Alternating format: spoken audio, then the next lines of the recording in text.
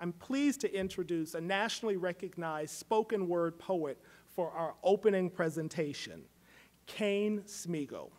He's the artistic director of Sacrificial Poets, a group that explores the power of stories and voice as tools for self-transformation, nonviolent resistance, and community engagement. He's a 2010 graduate of the University of North Carolina at Chapel Hill. Yeah. Mr. Smigo was awarded the Sterling A. Stoudemire Award for Excellence and is a National Poetry Slam finalist who has been featured at such historic venues as New Yorican Poets Cafe in New York City, the 2010 Borono Music and Arts Festival, and the birthplace of slam poetry, among many things, including house music, Chicago's Green Mill. Immediately following the popular revolutions in Tunisia and Egypt, Mr. Smigo was inspired to learn from the stories of young people driving these powerful movements. And in my conversation with him, not only was he motivated to learn from it, he went and he really spent time in the countries to understand powerfully these movements from the narratives that he extracted, and to share them with the world through art and oral history documentation. He created a documentary project, Poetic Portraits of a Revolution, and continues to lead dynamic workshops across the country. Mr. Smigo draws from his extensive experience working with young people who are transforming their community and using their own art and voices as tools for empowerment and civic engagement. It gives me great privilege to welcome Mr. Kane Smego.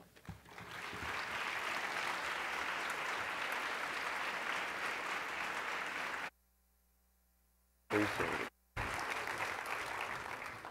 Wow, that was an amazing introduction. Usually they're like, he's a poet, and then I get on stage. Right? How y'all feeling? You can get loud. You look beautiful. Great. Spoken word has always been a conversation, right? We've learned about each other and connected through storytelling all across the world for thousands of years, so you don't have to just sit quietly. I'll give you a little bit more instructions about how you can be a part of the conversation, but you can definitely make noise at times. I'm honored to be here, which is like what you're supposed to say at any speaking engagement, right? But I really am honored to be here as somebody who is not a social worker per se, but I do a lot of work with youth and youth empowerment, and so I have a lot of respect for the work that you all do.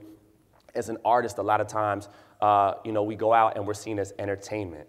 And I'm part of a community of artists all across the country and the world that believes that art is more than just entertainment, right? It is a means of connecting and communicating and building relationships across lines of difference. And so that is kind of how you can make noise for that. So I'm going to do some poetry for you. I'm going to talk a little bit about my story, my humble contribution to this work of youth engagement through the arts and the power of words. But a couple things you need to know first is that we say in spoken word, we say that poetry is not like golf. That means you don't have to wait to the end of the poem to go. Right? So if you hear something that you like during the poem, something that resonates with you, something that moves you, it is customary to snap. Can we snap? Practice snapping real quick? If you cannot snap, you can hit these two fingers together like this. That doesn't work, but I appreciate you trying it out there. That was cool. If something really moves you and you want to let out some noise, you can make a noise like this, like, Can we try that? I'm just messing with you. But you can do that. You can do that. You can do that. Snapping was created because we want to be able to hear what the next line is. So if something moves you and you're excited and you scream out really loud and the whole audience looks at you, it'll probably throw me off and throw you off and all that. So you can snap during the poem, and that lets the person up here know you're connected, you're part of this conversation. At the end of a poem, you can scream, holler, do backflips, whatever it is that you want. You can make noise. It's welcomed. You don't have to just snap at the end of a poem.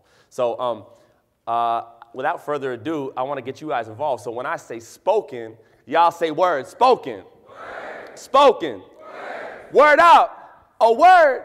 That's my word, son. Word. People are always trying to move out my old neighborhood, trying to rise above the force holding them down. Socioeconomic gravity, I was left behind. Knocking on hollow doors that sent no response, but words. Words always came out to play. Especially on rainy days when mama said close the windows, they would seep through the screens and find me in my quiet places. And late at night, I would write underneath my covers with a flashlight, and the silhouettes of metaphors could be seen dancing like shadow puppets projected onto the walls of my bedsheet tent. And I was trying to spell my family back together like F-A-T, but I only knew what half of a father was, and all that was left was H-E-R,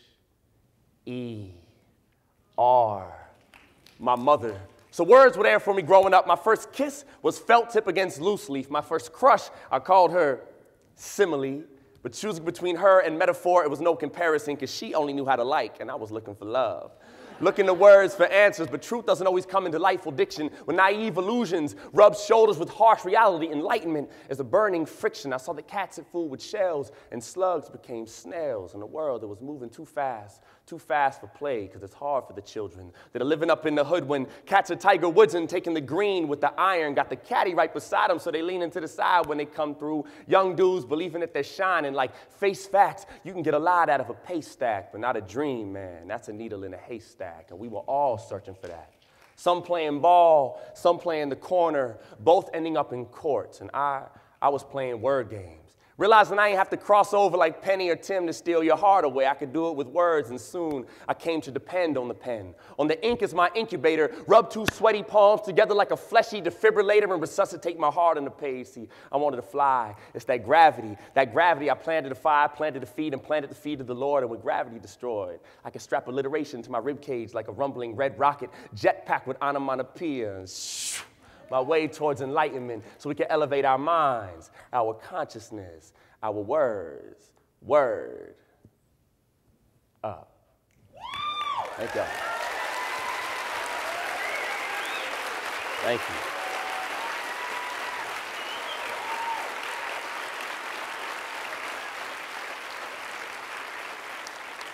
So I grew up in Durham, North Carolina, a small city. We have some Durhamites in the house. What? Beautiful, the Bull City. We do this is the horns, right? I'm from Durham, and growing up, I was into hip-hop early on, and I didn't get into spoken word, into poetry until I was around 19, because when I thought of poetry in school, I thought, roses are red, violets are blue, and I love you. And that's all I thought poetry was, right? And when I was 19, I was asked to join a slam team that went to New York City for the International Youth Poetry Slam that happens every summer. It's called Brave New Voices. It's 50 teams from all across the nation and some from across the world coming together. People from all walks of life, young people from age 13 to 19, every race, gender, creed, sexuality, class. And it was beautiful to me because in that moment, I saw people coming together and learning about each other through the power of their own stories, right? So often, we're used to this top-down structure of information transmission, right? Which is we turn on our favorite corporation and we choose what we're gonna listen to, and they tell us what the people on the other side of town are like, or sometimes on the other side of the ocean. And at that same time that I was kind of in between college and just working factory jobs and trying to figure out what I wanted to do, I found spoken word. And a close friend of mine who was a poet on the team was actually killed in the same year that the student body president of UNC was killed.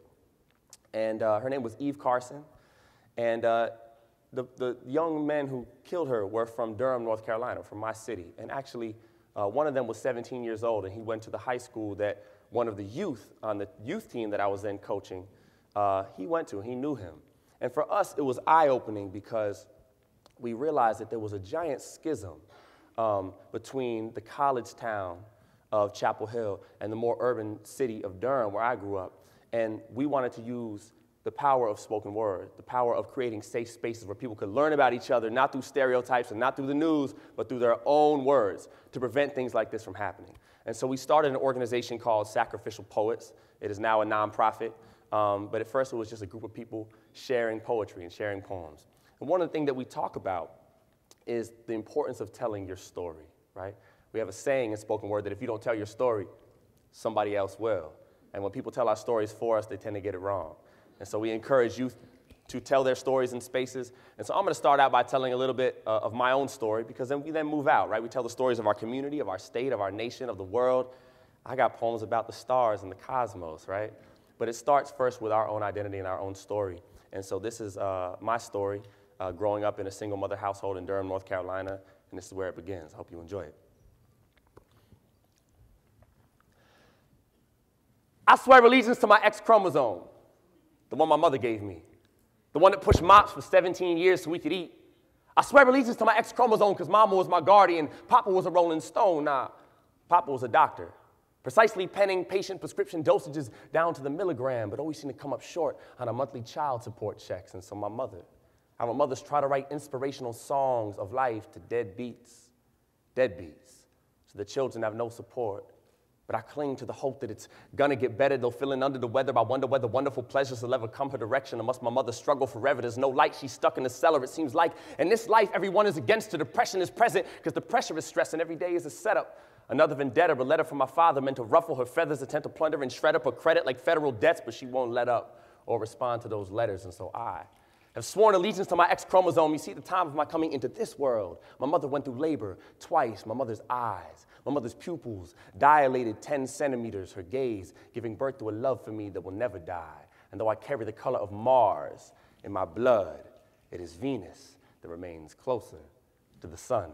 Closer to her son, but now Venus is on the run. In a world where 99% of all the murder, rape, violence, and war has been caused by us males, and we still say it's a man's world like that's been working for us. When male plus violence has equal malevolence, we say it's a man's world where all human, the opposite sex, are females or women who have menstrual cycles until menopause. I want my men to pause. Think twice. The next time you see something you like and feel the need to be like, baby, you're looking nice. I could call you wife, just say word, and I say word, and it'll be off to the races. Think twice. And imagine your mother's face on her shoulders. Because every woman is somebody's daughter. What do you want for your daughters? Most women be somebody's mother, grandmother. I stand, hover over history and wonder how we pray to our father, but sin against our mother earth, mother nature, motherland. I want to rubber band my arms so tight, isolate the vein, to bring the needle so close that I can probe the bone, extract the testosterone and overdose on estrogen till it's overflowing so I can strengthen my feminine side. And we hear the word feminist, right?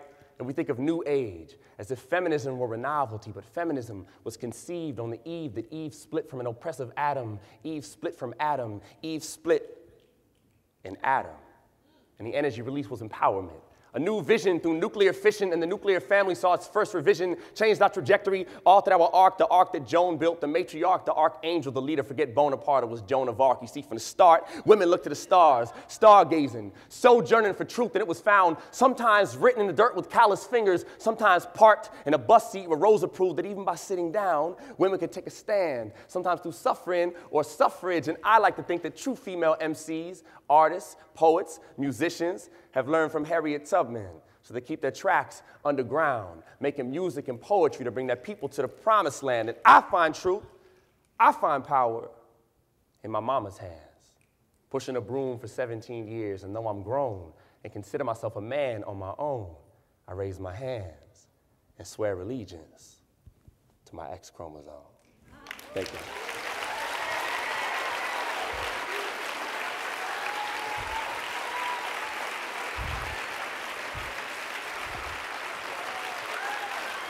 Thank you. Thank you, thank you, thank you. Thank you.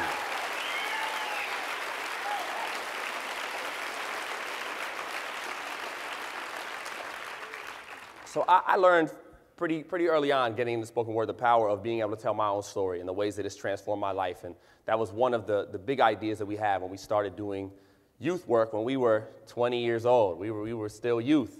And a quote that really sticks out to me that kind of sums up why we were doing what we're doing is by the great author, African-American historian, theologian, philosopher, and civil rights activist, Howard Thurman. And he said that human contact without fellowship is a breeding ground for hate.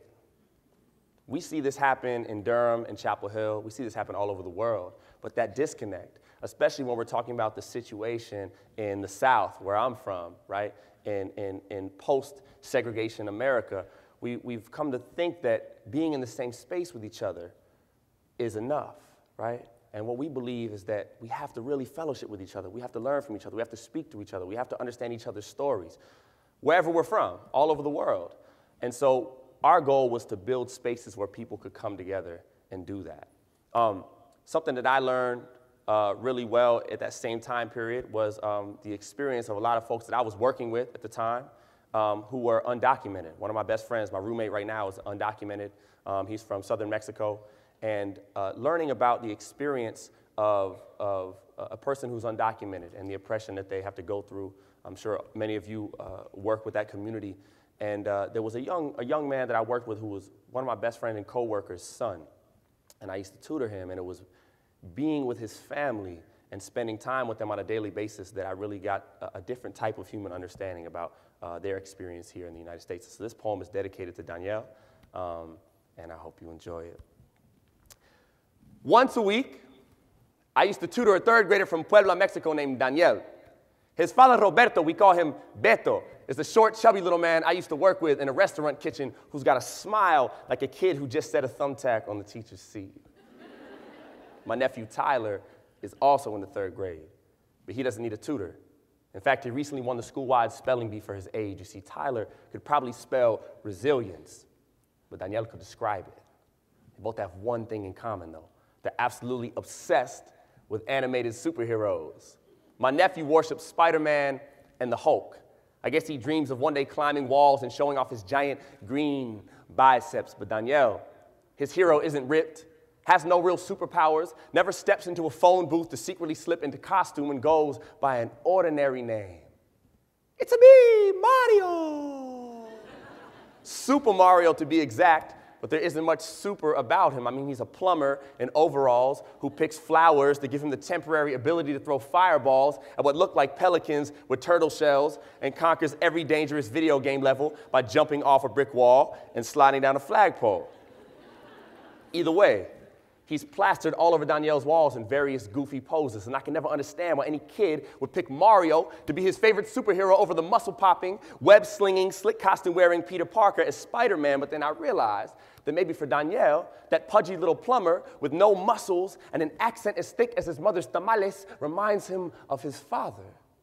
Working class, immigrant man, never wielded a plunger, but knows what it's like to handle other people's mess, knows what it's like to climb a wall and leap for a flag they told him could never be his in the first place. So he threw steaming fistfuls of desert aside like fireballs when he crossed Sonora to come work in the U.S. back when paradise was just a pair of dice like an ivory box full of dreams placed before a firing squad of Minutemen and Border Patrol. He has no superpowers, no documents either, which means his son's future is a montage of snapshots unseen, like a roll of film, picked from the pant pocket of divinity by a fallen angel and left in some shadowy corner of purgatory he thought God would never look. But I remind Danielle that even the brightest and most brilliant of photographs have to develop in the darkness. And you, mijo, were born on a doorstep made of midnight, and these days they got a dozen deadbolts on the dawn. But your daddy started teaching you to pick those locks at the same age he taught you to tie your shoes and walk like this earth belonged to no one. Once, I arrived a little early to one of our tutoring sessions. Danielle was still playing Super Mario, and when his mother told him it was homework time, he whined and said he wanted to keep playing. A smirk bullet trained across my cheeks, but her response derailed my smile in its tracks. She told him, "Mijo, tú tienes que estudiar para que no seas como tu papá, haciendo el trabajo que nadie quiere hacer. My son, you have to study so you don't end up like your father, doing the work that no one else wants to." And I wanted to tell him no. Tell him your mother is a brick house guerrera of a woman, and I know what she's trying to teach you, boy, but nah, mijo.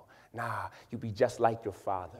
Learn to pick those locks like he taught you. Let no rules written by men tell you when you can roam on God's green earth. No Uncle Sam, Sandman, tell you when you can dream. Just rub those grains of Sonora out of your eyes and replace them with little bits of revelation. And if a store clerk or a classmate or a politician or a coward with a badge made of false courage ever calls you illegal, you remind them that just a few decades back, the gutter used to be a border that kept black folk off the sidewalk legally. And you're a superhero to me, mijo, with a Mexican flag for a cape tied around your shoulders in the same knot your father taught you to lace your shoes with before you walked through a quicksand of flames that smelled like Ellis Island burning. Forget a phone booth and a disguise. Tell them your true identity in the middle of the street, unashamed, sin vergüenza. Breathe bilingual fire when you overhear the overseer's secrets in English and spit them back to the field hands in your mother tongue and your father's heart.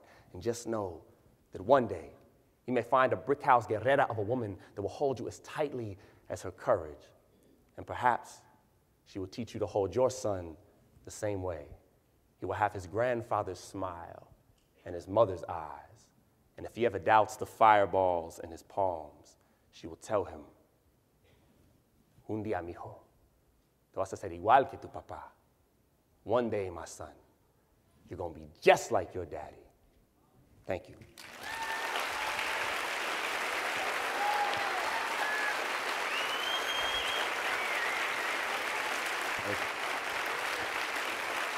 Thank you.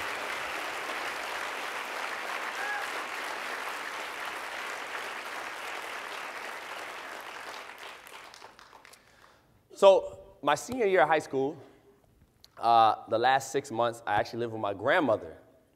And this next poem was inspired by driving my grandmother all around. She had gotten in a car accident soon after we were living together, and so she would ride with me, and my grandfather at the time was in a nursing home, and I spent a lot of time there visiting him. And I was driving one day, and something happened in that moment, and I really reflected upon the way that we are socialized to think about and to treat the elderly. And this is a poem that came out of that, my own kind of self-reflection on something that I had done as well, and I hope you enjoy it.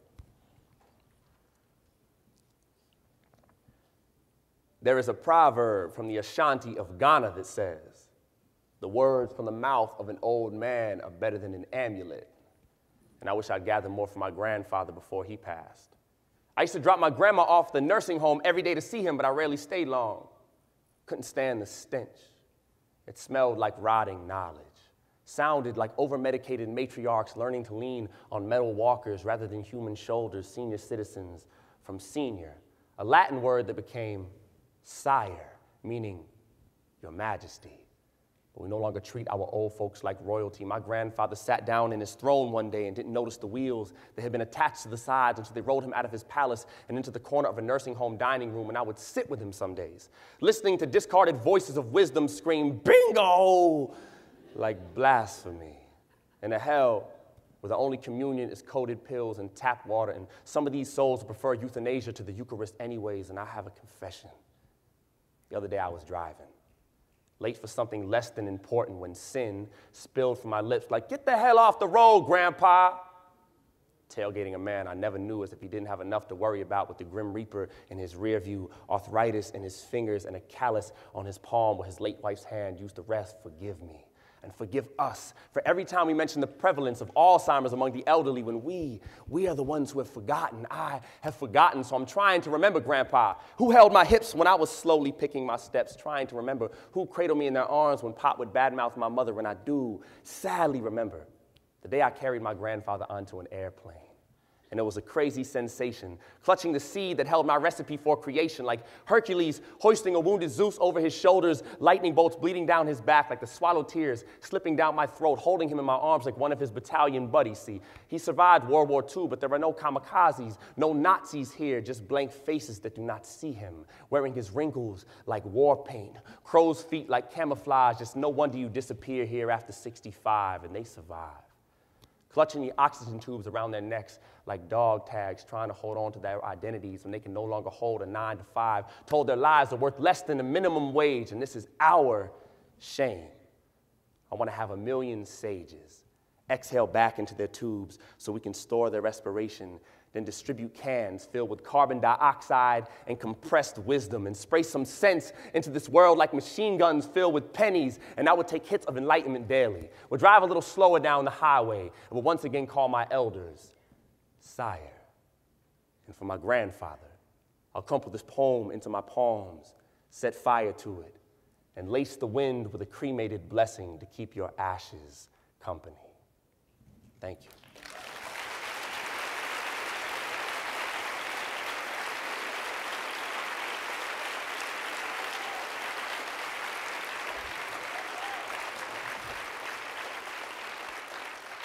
So just to build on what President Wheeler was saying, I think that all of you, the realm of social work seems to be something that's so diverse in terms of specialty and the things that you all are doing.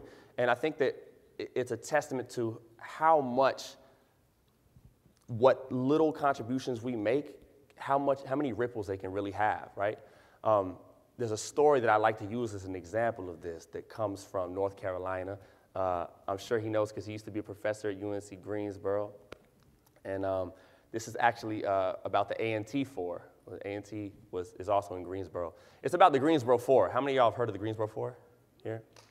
Okay, cool. I wish more of you heard of the Greensboro Four. So in 1960, during the height of Jim Crow, there were 4 college students that were freshmen and sophomores at North Carolina A&T University.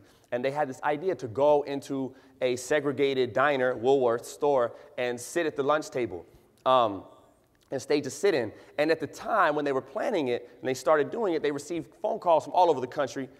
Many of them were from big leaders in the civil rights movement, leaders like Dr. King, telling them not to, telling them to cool off, telling them to stop because it wasn't part of a national strategy.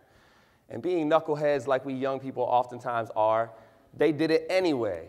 And a month later, there was a national sit-in movement that had been sparked in large part by the sit-ins that happened in Greensboro and in Durham and other parts of the South. But they were then revered and are remembered as some of the big players in the start of the sit-in movement.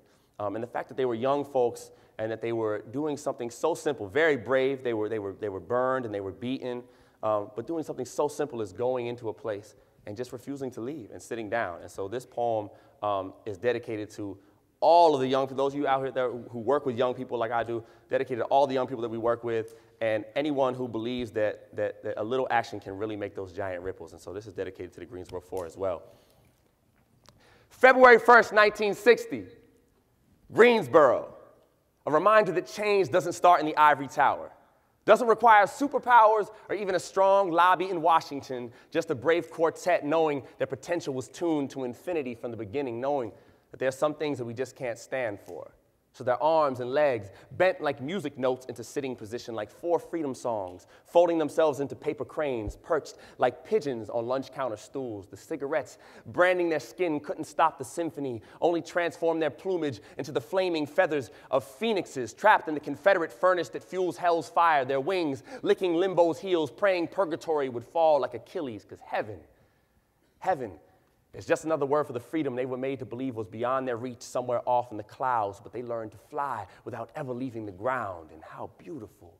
There's something as simple as sitting down was their mark on history, the spark that birthed a black inferno hot enough to purify the sins of segregation. And it makes me wonder if and when anyone noticed something special about them early on. I wonder if those Greensboro Four sat a little differently during story time on kindergarten carpets, and it makes me think, makes me know there must be signs of our potential.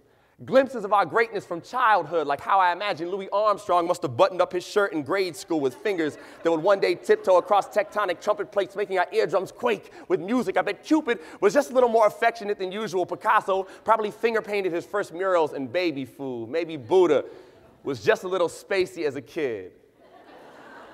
Nowadays, we might label him ADHD and stick him off in a corner by himself. Y'all, we are all meant for something.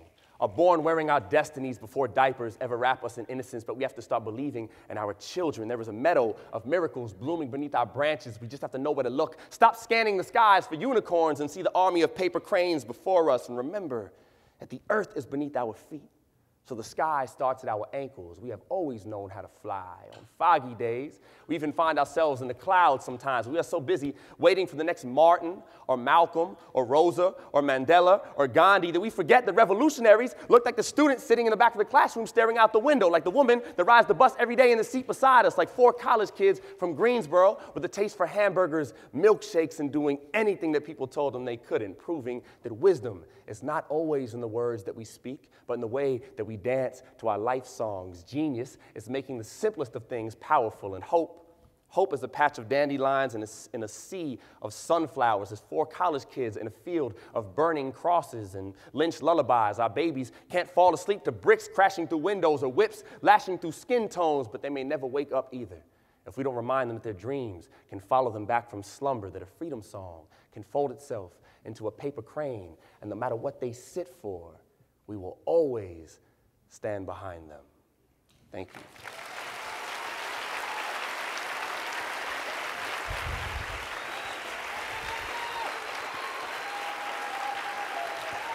Thank you. So I'm gonna close with one more piece, if that's okay. I think I'm about out of time. I'm gonna close with one more piece.